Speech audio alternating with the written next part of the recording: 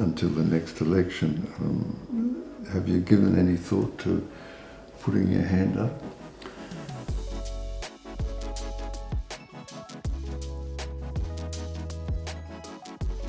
Welcome, I'm here with John Shipton, who needs no introduction. I'm not going to give him his normal introduction, although I am going to say he's the star of a movie called Ithaca, which I think has been very, very good for son's Julian's cause.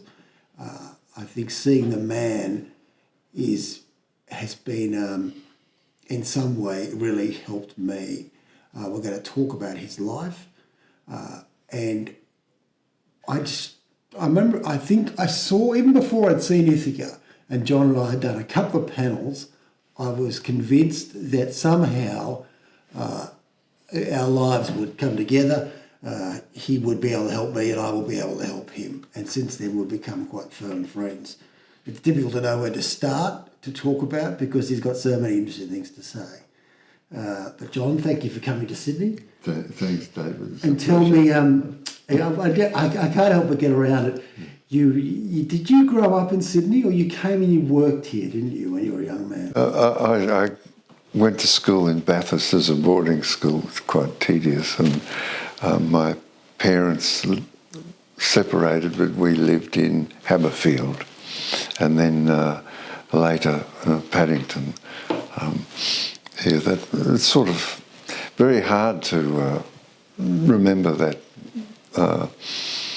and put it together in a coherent sequence of a narrative, because it's just isolated events that stick up in the memory like icebergs peeling off a glacier, and you have a particular memory of school and and events in school, and then you have another memory of leaving school and feeling that wonderful feeling that I can't get into trouble. It's a good feeling. Not being told off. It's fun. I'm writing my own book at the moment, and it's which I'm finding very hard, I have to say.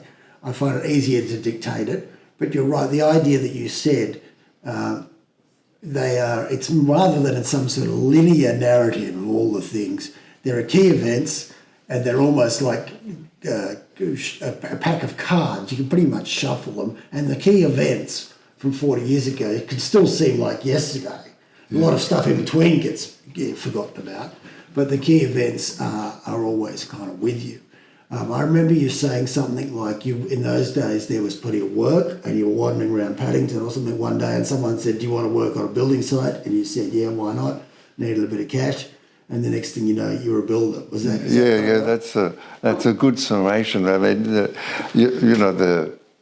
you had to refuse work, which is, and also the growth of fabulous ideas like free tertiary education, so that under Whitlam government, the idea that the intelligence of the Australian community was a strategic asset for both families and the nation. Wonderful ideas, which is sort of like, seems quaint now. Yeah, quaint's the wrong word. It would seem like some sort of terrible thing if you said it today. You can imagine what the Australian newspaper would say about such a concept today. I think it's right, though. I grew up slightly a generation after that, and it was, it was still, people went to university and they thought it was a good thing, or the education, you have to go to university. We possibly got a little bit over the top with university and things like, my father was of the view that nurses shouldn't have become a university degree, and that the sense that you were learning on the job, and you could learn a bit like a TAFE or something, a bit like being a builder, I guess. You don't need a degree necessarily to be a builder, architect, but I mean, if everybody goes to university, but certainly learning can only be a good thing, and the idea that they saw it as national security, I mean, that's a wonderful, wonderful thing. Certainly better. You and I disagree on this, but better than spending money on the submarines. You could buy a lot of university degrees. You could build a few universities with the submarine money. Well, I was only using the submarines as an example of an effort to rebuild Australian industry Well, using defence. if we built them here, it would have been pretty good. Yeah. I agree. In fact, I tweeted about that the other day to say, you know, if the Americans won't give them to us, why don't we build them here? Yes, it would take a while, and yes, it would be expensive, but we've got 200 billion and 20 years, and that's a lot of time and a lot of money. We could actually achieve something in that time. They're not any smarter than us. They've spent, you know, they've got a bigger budget for defence, but there's no reason why we couldn't do that if we put enough money in. Yeah, and also a decent understanding of the elements of nation building.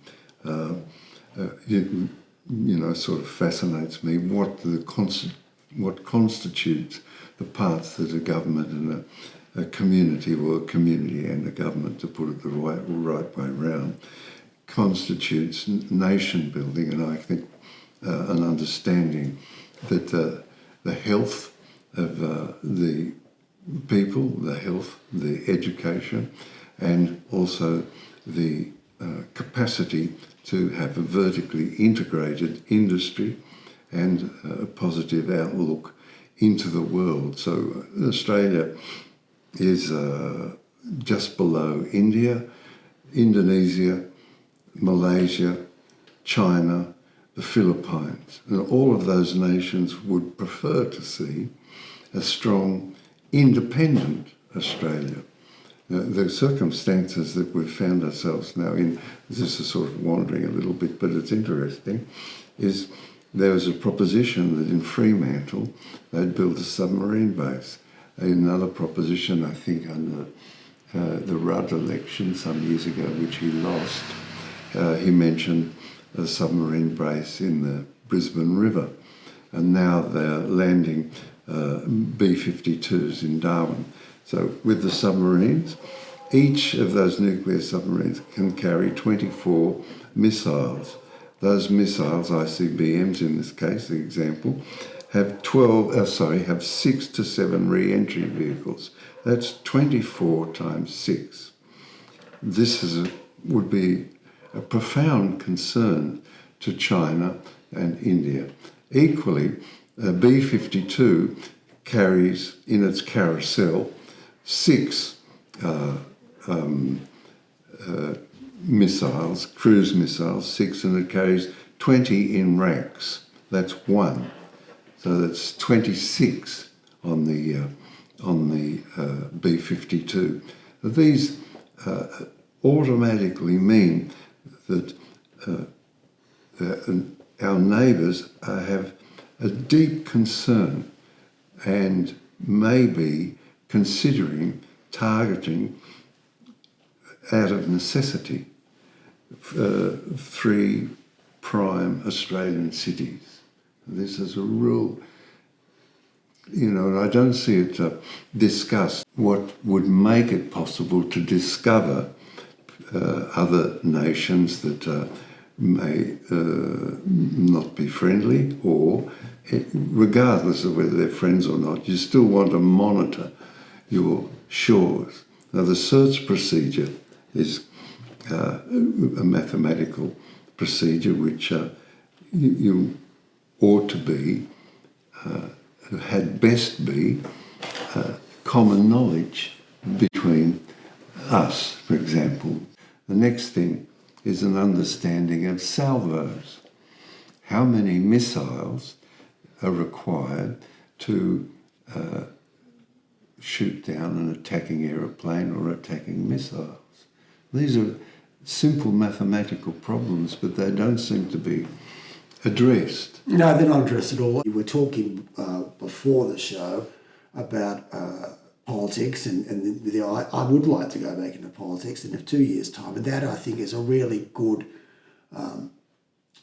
it's a really concrete thing to work on, to say the Defence of Australia Party, or that's one of the things we need to do. We need to have our own defence industries. We can't just rely on the Americans.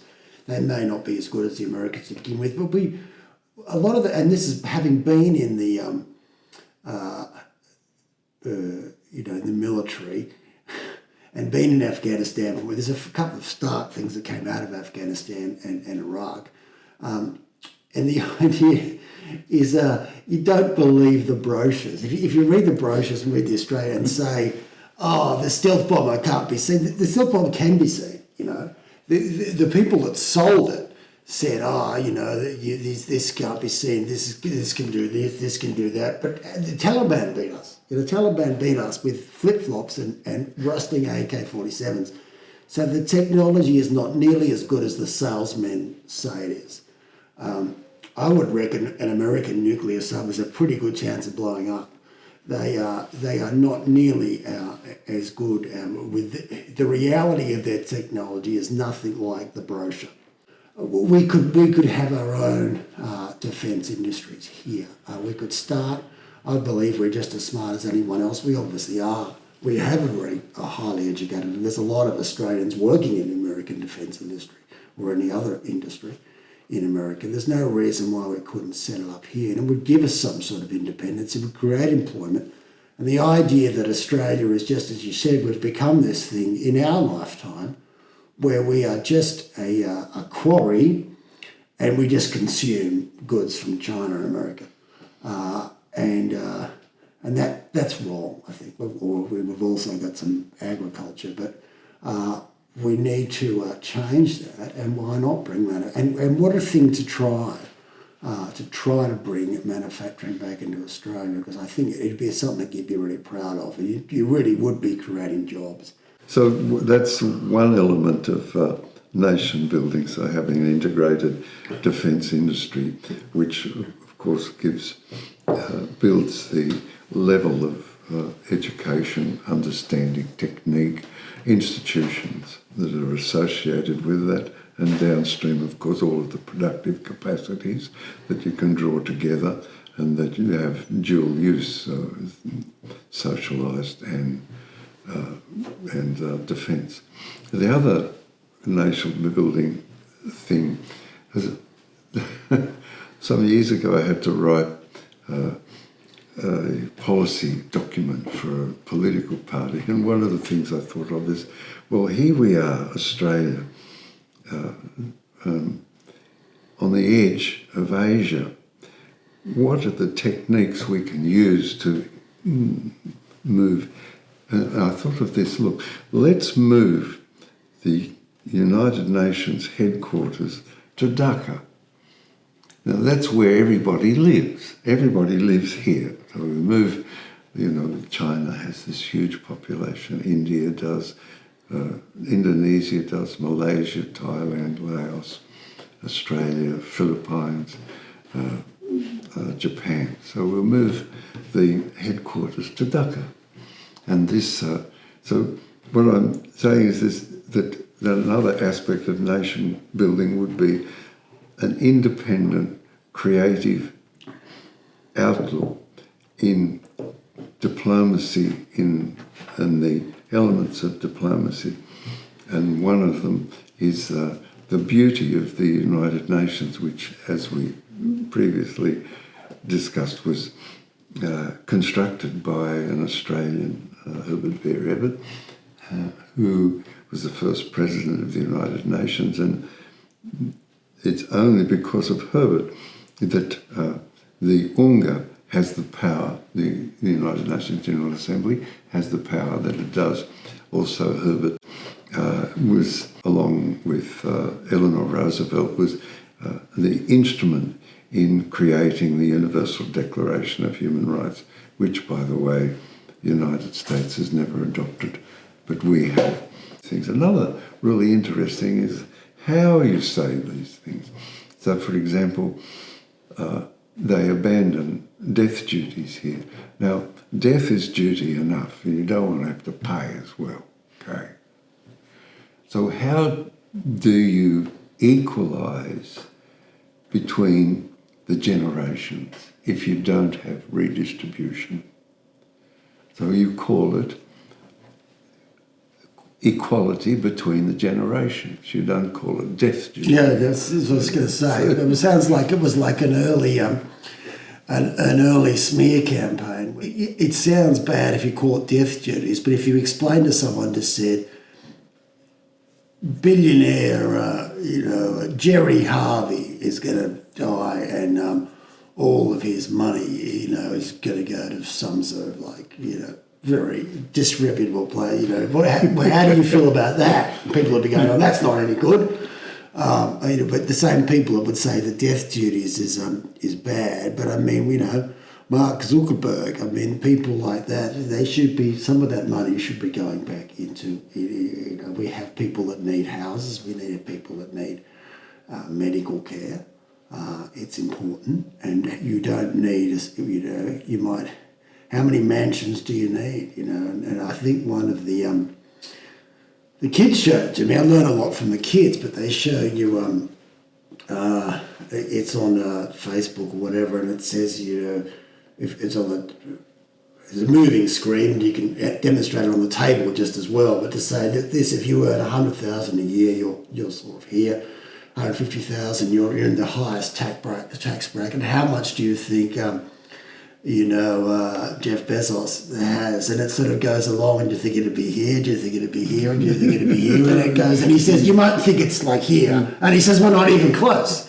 And then it goes on, and it goes on, and it goes on. And it starts to bring it home to you. It's like, yeah, you don't need that much money, and the idea that we would redistribute it. And also, it's funny talking about the boogie words. Socialism, Medicare is socialism, but you throw that thrown around like today, you see it on Twitter, anyone who's American goes, oh my God, socialism.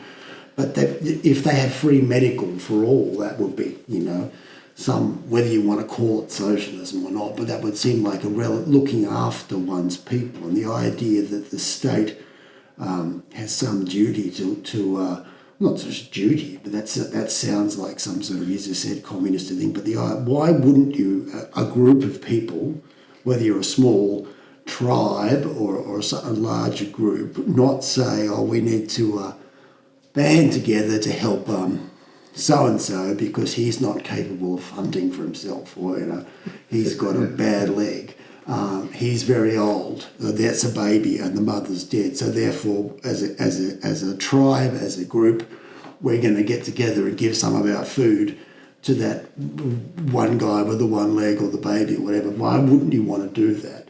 Now that's socialism, that's working the idea that it's hard to, the longer I get, the idea that you might not, it's not that there's something wrong with working for the common good, and that we have to always work. I've come full circle. I started off, I would have could saw you probably the same. As a capitalist, I thought democracy was going to save us and all those good things. But now I can see there are great faults with democracy, at least in the present form. That people can get elected on very spurious grounds if you control the narrative. You mentioned the socialism in passing, but just something amusing about that. The most socialised institution in our community is the army. Yeah. Top to bottom, completely socialised. All their tools, their training, their families and their superannuations and so on. But they are the most right-wing. They are the most anti-socialism. I find that sort of curious. It's pretty funny, yeah, but it shows you how imaginations are more important than fact. You're right. And I think why I like what works about the army is you're working for the common good. Yeah. You're right. And they say that, oh, well, we don't own this tool, we don't even own your weapon, everything is owned by the man. But that works okay because you're fighting. You're fighting for the country, and that's great. And if you get hurt, they will look after you. Right? It's actually a very nice thing. And the idea that that's bad, I know I'm increasingly. Funnily enough, it's hard to. I wouldn't want to get arrested by the whatever they call fixated persons unit, who are probably waiting outside. But it's hard not to be more and more attracted to Marxism and the idea that working for the common good rather than working for someone to be just like medievally rich. and everybody else to be begging. One of the big differences in this country in America is good unions, and I think the unions have done a really good thing. That's another thing that I've changed. I grew up, you would have seen in your lifetime the whole union sort of development did a lot of good, and without unions going back 100 years, we would have. We'd still be working. People would still be working in the match factory, and having their faces falling off because of the chemicals. I have a historian friend. We were talking about Estonia and Lithuania, and how they, after the USSR broke up, we were talking about the Baltic states and Finland. After the USSR broke up, how quickly they reverted to their previous nature, And he says that that as a historian, he sees that an empire is a thin veneer, and that as it recedes or begins to recede, the original culture will manifest itself. So on that point, in 1973, Australia, and I think it was 1973-74, Australia presented to the United Nations General Assembly the Conventions of Asylum, which were first promulgated in 1958, but under Australia's aegis, they were presented to, assembled and presented to the United Nations General Assembly and voted with 16 abstentions. It was a very extraordinary feat of diplomatic manoeuvring with only 16 abstentions. And the next idea in nation building is, what do we want to construct? Now, some time ago, I went and saw Anthony Albanese as leader of the opposition. And leaving his office, I was escorted out by his chief of staff at the time, whose name I can't bring to mind, but quite a tall, strong man. And I asked him about, what's Anthony going to do and so on. And he mentioned that Anthony and his staff had the vision of and had prepared the legislation for the corridors for fast trains between Brisbane, Sydney and Melbourne, fast train.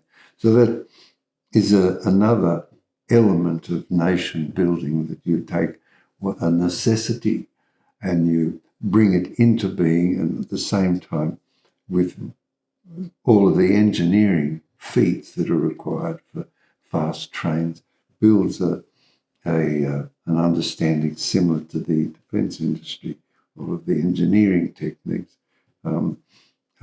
I happen to like engineering and construction, so I tend to focus on that. You see your face lighting up. I know, but it's good. You've even got me excited now. Why not? Why not build our own? Because it's a win-win in the sense that the money goes back into the country, and you're right. And we get expertise. If you can build a railroad, you can build a battleship. You can build an aircraft. The other thing I don't know, I haven't mentioned with you in our chats, but I'll just have a go, is the habit of Western people, or the Western peoples, of looking over the fence and applying their, what they call values, but their cultural habits is better description, taking them and saying, well, they're not good enough, and this one's not good enough, and that one's not good enough, and this one fails, and so on and so forth. Well, that, I think, must stop, because we are constantly embarrassed by observations of the difficulties in India. But India is a 5,000-year-old culture. We're not even 250. Indonesia, for example, another very ancient culture, China, and we make comments about, the Chinese are doing this. They have 1.4 billion people to organise. And I hear my fellow Australians making criticism of China, and we can't get 25 million people to establish a defence industry. Yeah. I mean, this is critical. Stop looking over the fence and criticising others. Assist others. Reach out to them and say, I admire your civilization. Yeah, and we can learn something from you, and you can learn a bit from us, because modernism has many positive things about it, and many failings. I mean, the vanity of modernism in convincing those people that live within modernist societies, as New Zealand, Australia, Canada, and the United States, that they have a great quality about them that is, I think, a particularly embarrassing failure. We do have qualities, but and those qualities we can adumbrate.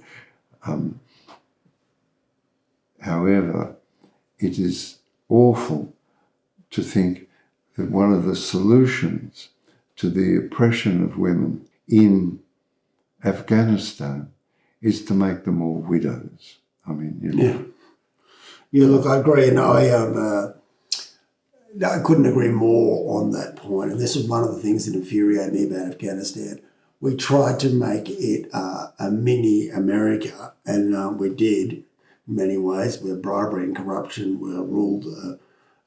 People lived in misery, and there was no justice.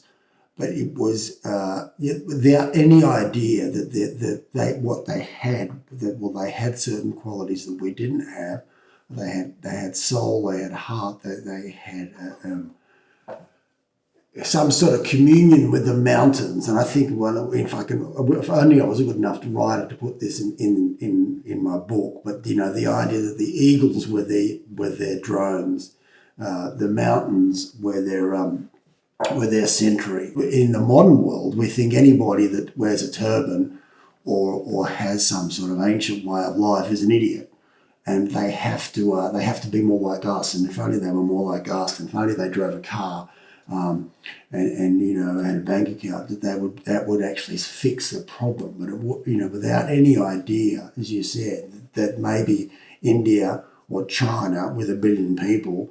And an ancient history, and very, very different. Not judging them by Western standards. They have a lot we should be learning from them, with their spirituality, with their way of doing things, with their way of seeing things, and rather than just trying to change them and to be like us, to say what can we learn from them. The EU, saying that they are the garden, the world is the jungle. That was Joseph Borrell, the foreign minister for the EU. And, our values that they go on about all the time. The most corrupt set of nations on the earth are Northern European. Yeah. And they're always... looking down their nose at No, it's kind of. But I that again, something that I didn't think about. I used to idolise Northern Europe when I was young. I always wanted to live there. But the older you get, it's more likely for like a 5-year-old girl to be kidnapped and kept in a cellar and tortured in Brussels. Yeah, that's going to happen in Brussels.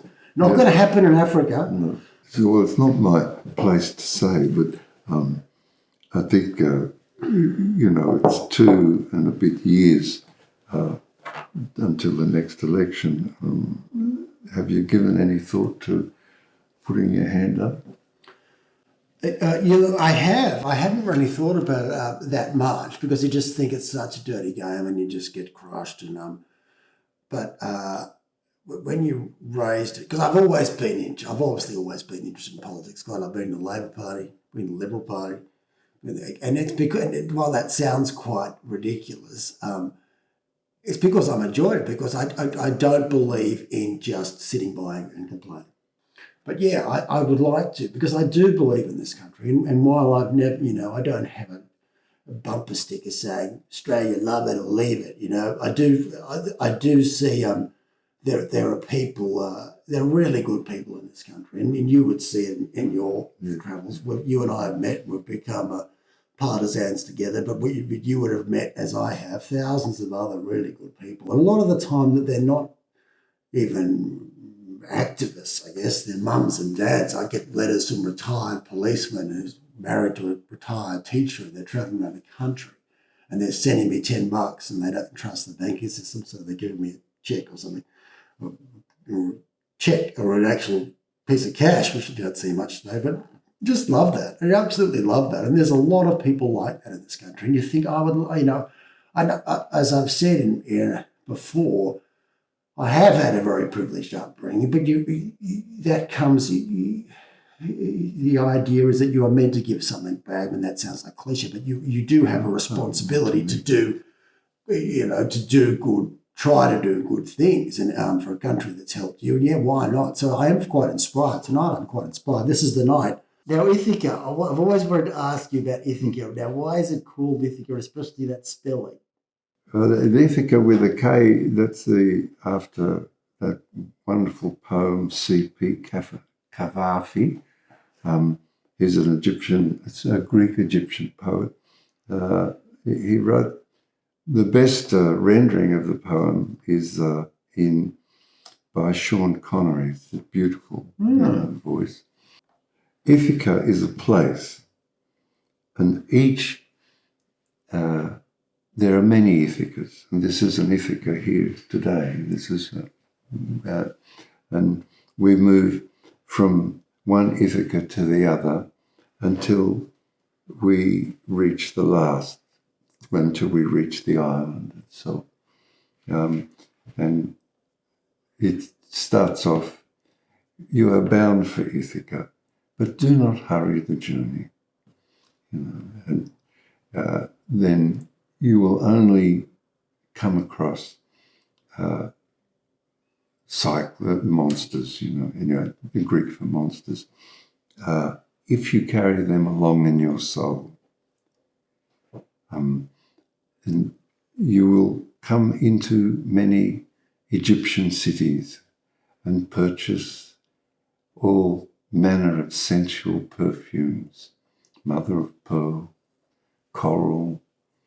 And so it is that journey of every man. Yeah.